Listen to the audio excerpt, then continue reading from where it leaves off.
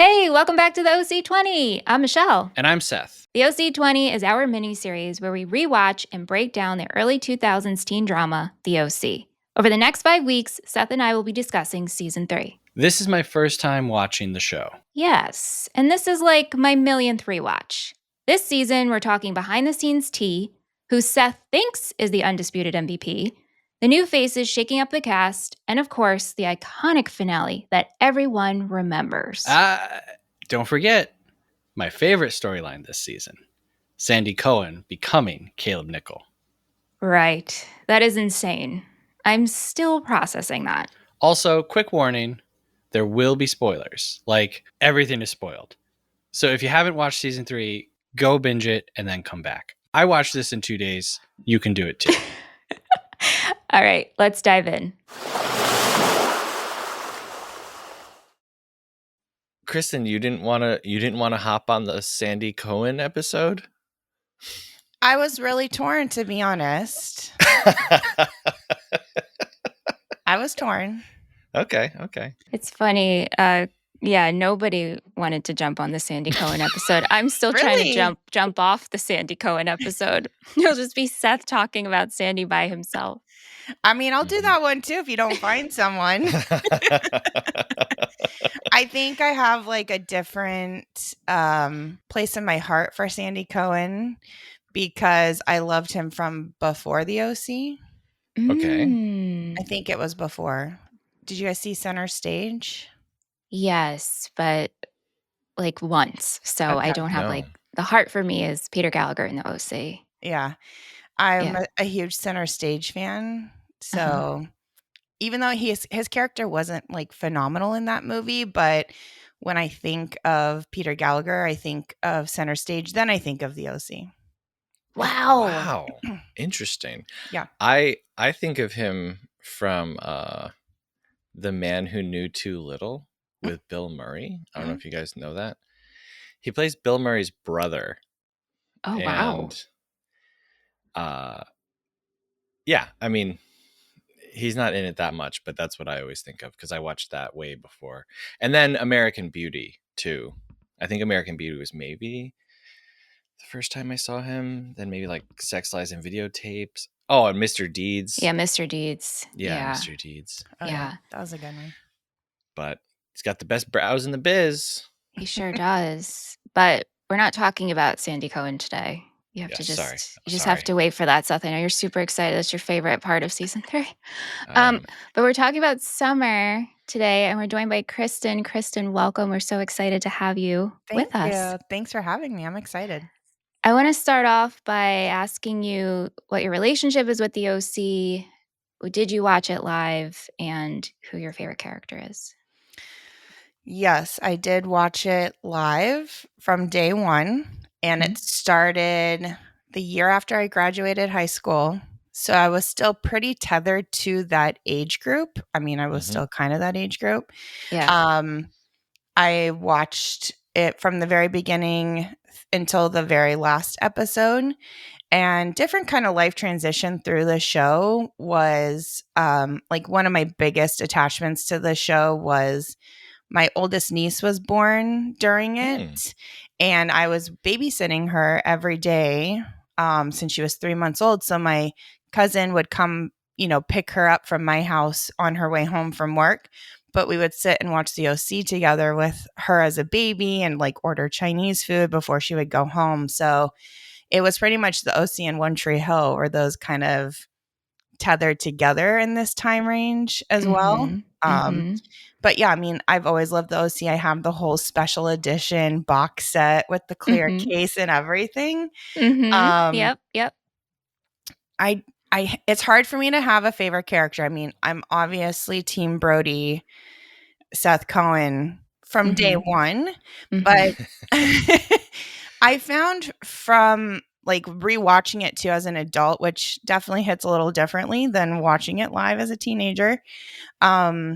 I feel like them as an ensemble is a very unique character in itself altogether. Yeah. So it was hard to just kind of pinpoint one, but definitely a Brody fan since day one. Yeah. Have you found that upon your rewatches, and I don't know how many times you've rewatched, but a certain character will just shine a little bit brighter. Because for me, also Seth Cohen, day one, always and forever. But with adult eyes, I'm like, oh my gosh, Seth, I get you, but you're so frustrating. And upon my first watch, I didn't necessarily dislike Marissa, but she wasn't my favorite. And now Marissa is like my ride or die. I'll defend her all day, every day. I love her so much. And so I'm always Ooh, interested to hear what? just poor choice of descriptor for Marissa. Right. Why? What do you Ride mean? or die.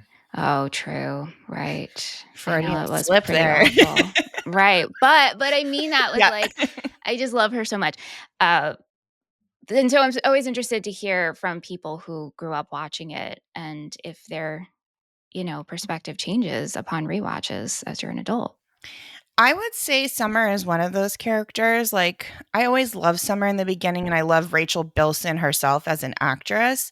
But Yeah. I think, especially the last few times I've rewatched it in the last handful of years, and leading up to today, especially, I was like, wow, she's really, especially season 3, I feel like a huge personal character arc shift.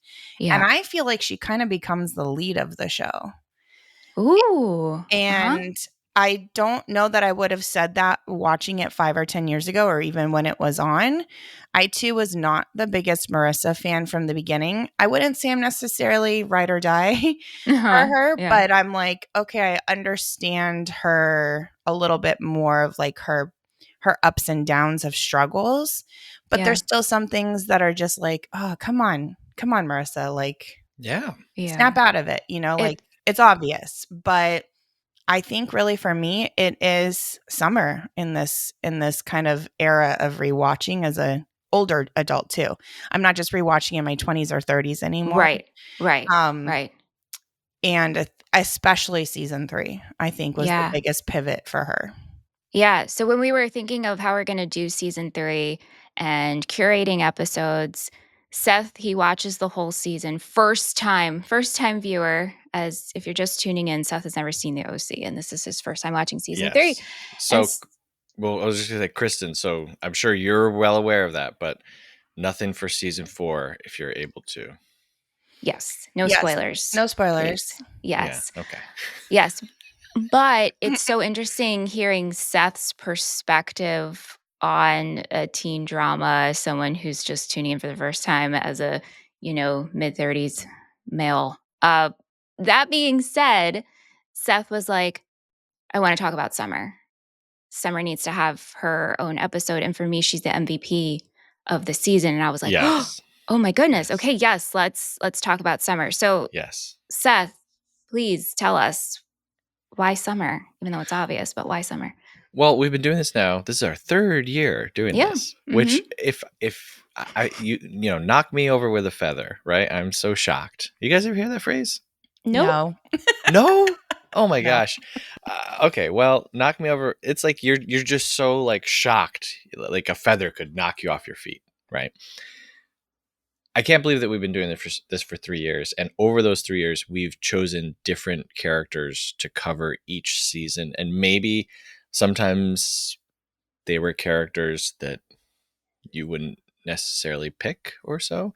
And we haven't talked about Summer yet, and she's one of the core 4, and so I found her to be so funny this season. And for all of the ups and downs of the season, which again, I just want to say, I did not hate this season.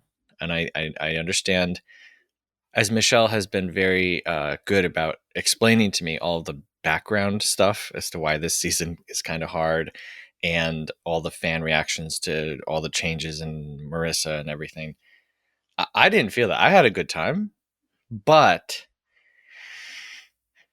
I felt like the melodrama was like just turned up a little too high, and the funny stuff wasn't. And so for me, like anytime Summer was on screen, she was so funny. I think that they didn't lean so much into her being, and I use this as a descriptor, not what I actually think, but like the kind of ditzy rich girl who's like accidentally funny. Like they made Summer funny, really funny in this one. And I really enjoyed her. I enjoyed her enthusiasm for going to school and, the big coats and and I think this is kind of unrelated, but we haven't done a Ryan episode. We haven't. So we'll save that for season 4. I think we can discuss Ryan in season 4. I think you'll want to discuss Ryan in season 4. Sure. And I think she's great. So I feel like while they were experimenting or like rehashing the same cycles with other characters, again, just inventing scenarios so that Ryan will either be punched or punch someone, and then Marissa constantly being like, well, but she has to be helping somebody who is completely helpless, and she has to be putting herself out there when it's to the detriment of her personal life. I feel like they hit the right tone for Summer this season, and I would say her and Sandy are kind of the only ones where I feel like they improved on everything prior in this season. Wow. How do you feel about that, Christen? I would have to agree, especially for Summer, because I felt like she was the heart of this season. And I think she kept everyone grounded this season. Yeah. She was also oddly the voice of reason for everyone with all of those crazy drama storylines, especially. I do watching it in kind of like a shorter time of a chunk. It's like, wow, they really cranked everything up. All the crazy side storylines. I was like, did they think they were getting canceled or something this season? Right. I think. And then they just were like, okay, the gloves are off. We'll do whatever we want, is kind of what it felt like. Yeah. But I agree. I mean, I think this season made me fall in love with Summer more individually versus just loving them as a group or like an ensemble of a character. Yeah. I have to agree to that. And I love the evolution of her from season 1 to season 3. And even upon rewatching, when we first meet Summer, again, using this descriptive word, she's like the ditzy sidekick. Maybe she's not so smart. She's like into superficial hobbies and things. Yeah. But that quickly changes in season 1. There is a shift there.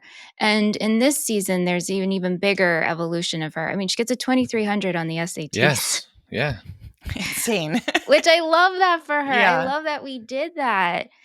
And then just, what was frustrating for me, because I agree with everything you're saying about Summer in this season and how much she's evolving, but her and Seth were extremely frustrating to watch this season because of the miscommunication. And honestly, that was mostly on Seth's part. So I would love to hear both of your point of views on their relationship in this season.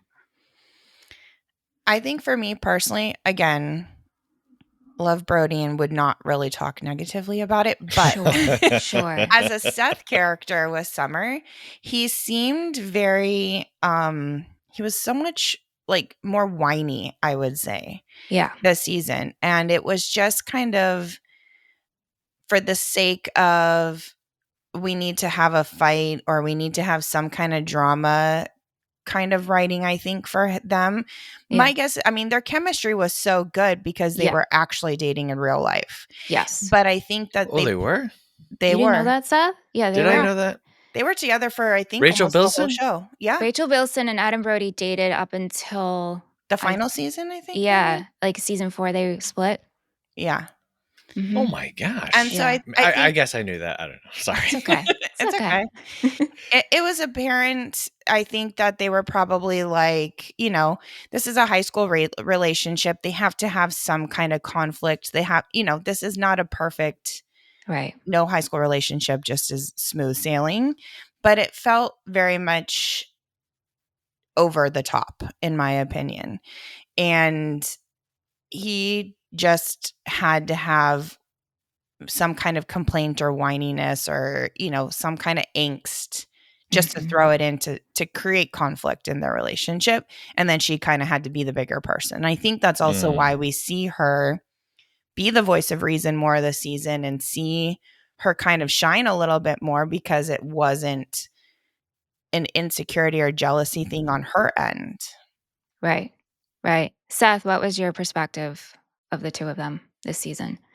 As I said in a previous episode, like, I wish that Seth's storyline this season was more about him and his mom, because all of the stuff with him and his mom and addiction, and that's all good. And they have Seth, start smoking weed, which is so funny to me. If you go back to the OC season 1, episode 1, we're drinking, we're stealing money, we're wild and crazy kids, right? Ryan is in prison, and then you flash for, the gun, life is what you make it. You know what I mean? Like, this is the environment that they're in, and it's like a pulpy teen drama. And then you flash forward to season 3, and it's like, oh no, Seth is occasionally smoking a little bit of weed in his bedroom, and I'm supposed to like be worried about that. And Summer even says something like, Coop and I were hotboxing Luke's truck in 5th grade or whatever she says, right? So it's like the show is almost admitting that it's not really a big deal, but like Christen said, it's like they have to keep giving Seth kind of nonsense things to worry about, where to me there's a real thing to worry about that links to all the stuff that he's worried about. Why is Seth, the whole college thing? Well, when your parent is going through this big of an ordeal, do you want to move all the way across the country? Like, explore all those things. And then him dealing with his own substance issues, I guess I'll say. Which, I was gonna say substance abuse, but he's literally, what does he start out with, like 3 joints? If that, right? Like that. Come on. But anyway, so it's annoying that I guess Seth's problems get put into the Summer basket instead of into the Kirsten basket, because Summer has her own issues with Julie Cooper dating her dad. So, yeah. Which I was not a big fan of when it first started to happen. I was like, oh my God. But at least they introduced like a semi-new character to kind of interact, because I think it was season 2, the whole partner swapping was just getting insane. Like it was like, how many different combinations of people can we put together? And it just all felt so fake. So at least with this one, it was like, okay, here's Summer's dad, who I think we've only seen him like once, and it's a different actor, right? No, same guy. It was the same guy that Seth went out to lunch with that one time? Wow. Okay. Didn't recognize him. Yeah. How do you feel about Summer's relationship with her dad? Do you like their relationship? I feel like we still don't see enough of it either until it's all of a sudden part of the storyline. When we start to see it, I like it, but then it just it's another thing that kind of feels out of place, because it wasn't part of the overarching storyline with the two of them. I do like, though, when they address, the second wife leaving, and them, we learn a little bit more about what happened to her biological mom essentially leaving, because at first I couldn't really remember if she had passed or if she had just left. So I liked having that kind of knowledge or intimate relationship conversation. But then they also kind of just graze through that also, similar to what you're saying, Seth, with Seth Cohen and the Kirsten storyline. Like, that was a big storyline and very daring in 2000, early 2000s too. And they should have focused on, Seth coming out of that and how to deal with that and how it affects maybe his college entrance and process. But kind of similar with Summer too. I feel like it's just a little bit of fluff of a storyline. And it wouldn't have made a difference if they didn't include some of that. Yes, I know they had to incorporate the Julie Cooper dating stuff, or like that relationship and everything, but I don't feel like it was crucial for her character over the season. Yeah. Seth? I just kept waiting for Summer's dad to be or do something. And to me, he just feels so flat. Like, we get a teeny bit of a speed bump where he kind of tests Julie, and she calls him out on it, and he's like, you're right, that wasn't right. Sorry. And then he's just kind of like, I will not be dramatic for the rest of the time you see me. Like it's almost like they were like, okay, how do we get Julie Cooper back into society? Right. Yeah. What makes sense? What keeps her in the orbit of the two families that were orbiting? And that's the way that they did it. And then it's like they forgot to make him a person, because Summer is so much a person and character. And parents aren't their kids and kids aren't necessarily their parents, but I wouldn't recognize this guy as someone who produced a Summer. Yeah. And it's like, oh, he's always working, he's always working. And then it's like, actually, he doesn't really work that much. We see him kind of all the time just hanging around. Yeah. Yeah. Yeah, that's interesting. I never thought of it like that. But then I'm like, how much stake are we going to? Well, I mean, that's like a whole mess, right? Like, could we have leaned more into Neil and less of Johnny, right? Like, if we were going to redistribute all of Well, season 3, right? Well, yes, I think, bringing the story back to The core the main four. players instead of being like, this is happening over here and Ryan is going to go get child support money. Come on, like, what are we doing? Like, just bring it back to the OC, And Charlotte. And Charlotte. That was one of my biggest pet peeve storylines. Was it? Yeah. It was. Yeah. What was it the most that you disliked about it? Unnecessary? I think it was unnecessary, and it's a trigger for me when people are so deceptive and manipulative and Yeah. just like evil in a sense of maliciously trying to take someone down like that. And also, why? Like, it's bad enough Kirsten's dealing with rehab and her alcoholism and the loss of her dad and everything going on. It just felt predatory to me. And that's like the line I'm not comfortable with.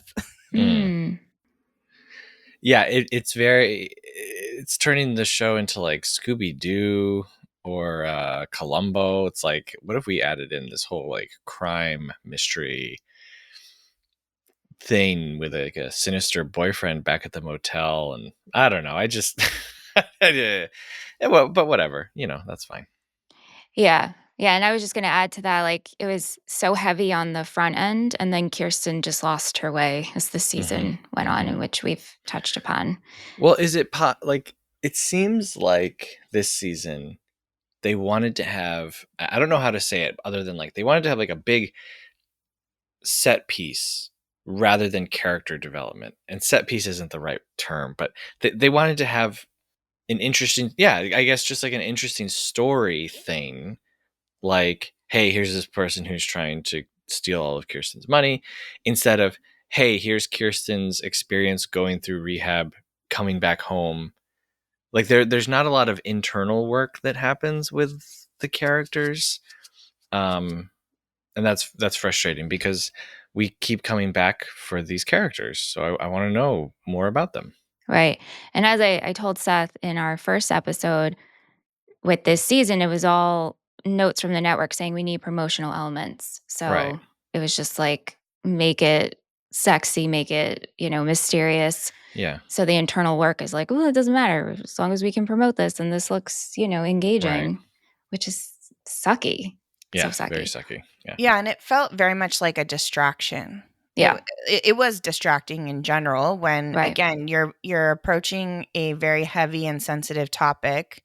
Lean into that versus distracting away from what she needs to go through by being taken advantage of. It just doesn't, it didn't feel like. And then I'm trying to think again, this was early 2000s, so did it work at that time? Maybe. Right. Desperate Housewives, they were up against that, so yeah, possibly. But again, there's so many very important topics and themes that they approach, like they kind of lean into on this show, but then they quickly,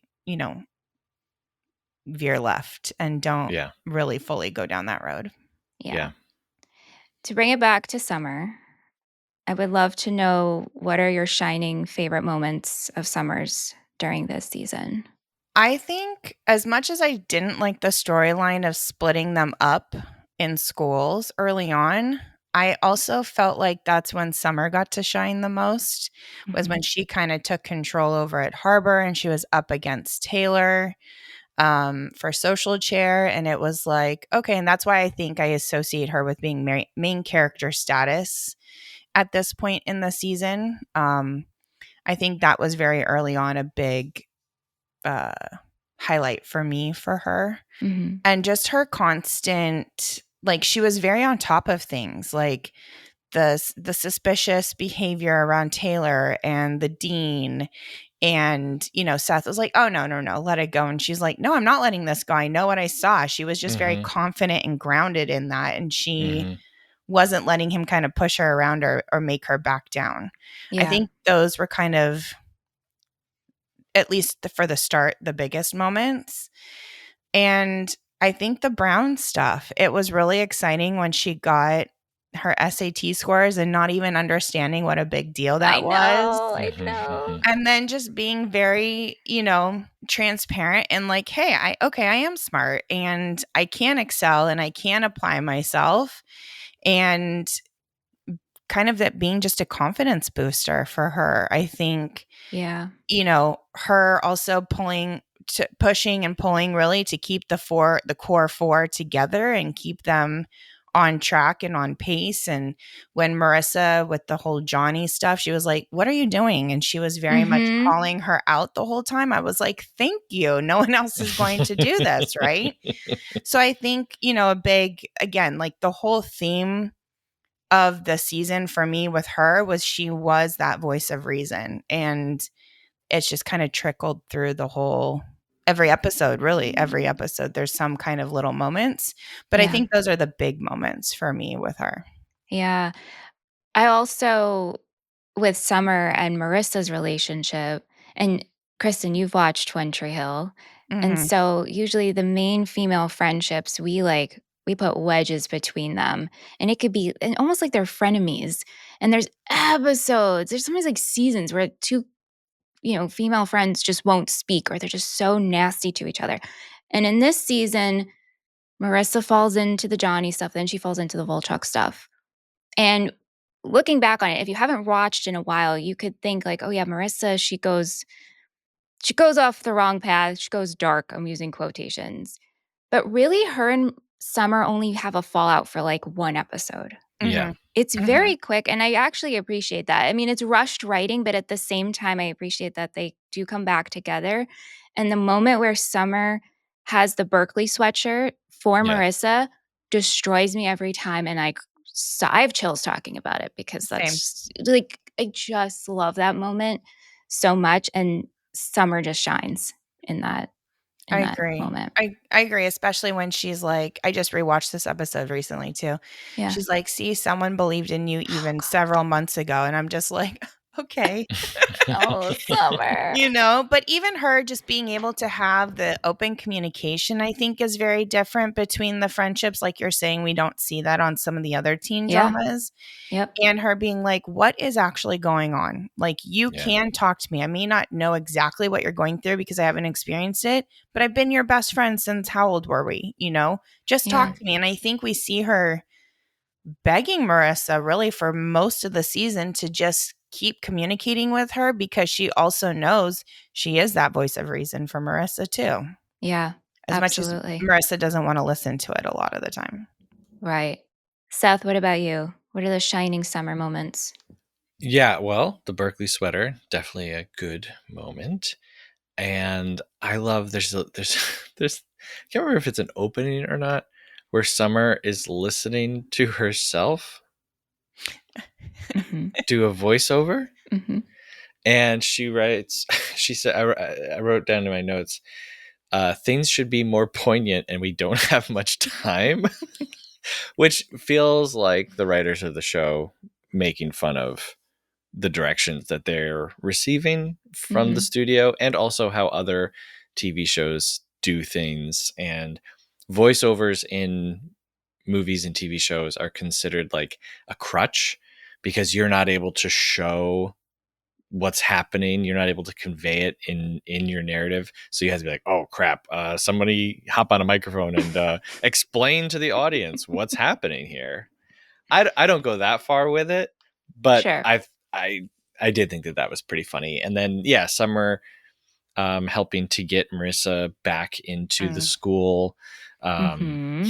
Kristen, one of my biggest pet peeves from this season is how everyone is like, I have to be in school. School is the best and it's the most important. And if I don't go to school, my whole life will. And it's like, I don't know a single teenager who, if they were like unanimously voted out of a school, would be like, I'm gonna, I don't know. I'm just whatever. Anyway, school is for fools, everybody.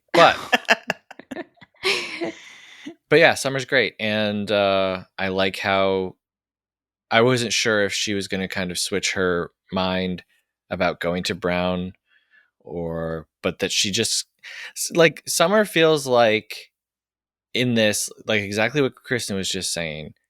She is an independent agent who is surrounded by idiots, and she's just like, I'm just going to do what I'm going to do, and if you guys catch up, you catch up.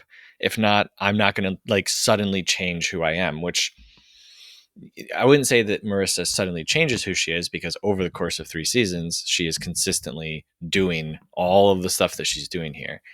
But for Seth to just change his whole personality, she's yeah, it's pretty realistic too. I think when you're kind of in high school or you're in your first year of college and you kind of look around at your friends and you're like, hey, wait, why is everyone changing suddenly? Like, we used to be a certain way. We've always been a certain way. You guys are all kind of losing your minds and personalities. So yeah. I love that moment too. And especially when they're in the diner and they're like, come on, Summer, you come up with an idea. She's like, why me? And he was like, you saved Chrismica. Like, if anyone can do this, you can do this. And I was like, I'm glad they all recognize how awesome she is. Yeah. Like her role in the group. She's the glue. She's She is really the glue. Yeah. Yeah. So Marissa dies at the end of season 3, tragically. Yes. Seth, how do you think Summer's going to deal with this? And what are your hopes for Summer next season?